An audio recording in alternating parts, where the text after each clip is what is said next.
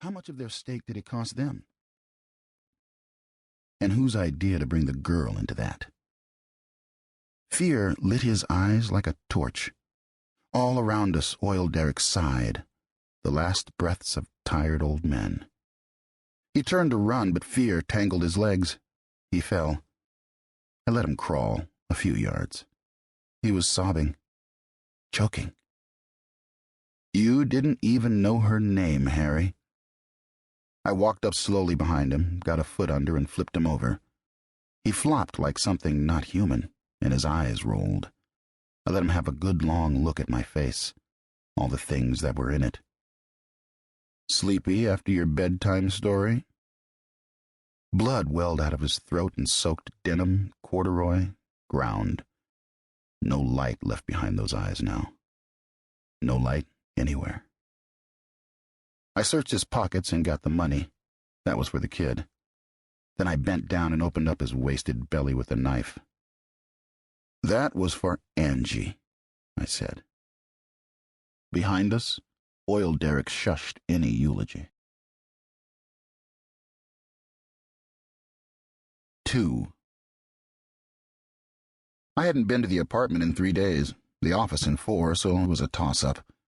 Finally, cruising down St. Charles, I decided the office was closer, so what the hell. I went around the block a few times. All the parking spaces were filled.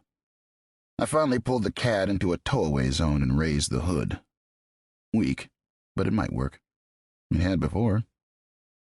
The bakery was doing hot business, but upstairs it looked like everybody had moved out. There was something peculiar about that at 2:15 in the afternoon. Then I remembered it was Labor Day. Maybe I'd have to do some work to celebrate. I stopped in front of the door marked Lew Griffin Investigations, the V had escaped a year or so back. Most days I envied it, and got out the key. There were a lot of notes tacked to the door. I had an informal arrangement with the bakery for taking messages. I ripped them off, turned the key, and went on inside. The floor was littered with mail they'd dropped through the slot. I scooped it up and dropped it on the desk with the messages. There was a half-filled glass of bourbon and an almost empty bottle on the desk. A fly floated in what was left of the glass.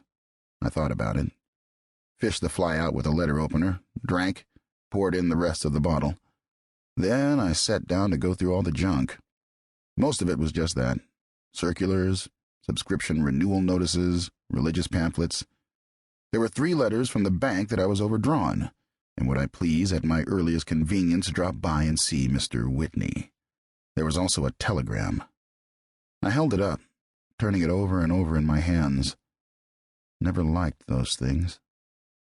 I finally ripped it open and looked. There was the usual salad of numbers and letters that meant nothing. Under that was the message. Father gravely ill. Stop. Asking for you. Stop. Baptist Memorial, Memphis. Stop. Please call. Stop. Love, Mother. I sat there staring at the yellow paper. 10 minutes must have gone by. The old man and I had never been close, not for a long time anyhow, but now he was asking for me. Or was that just something Mom put in? And what the hell happened anyhow?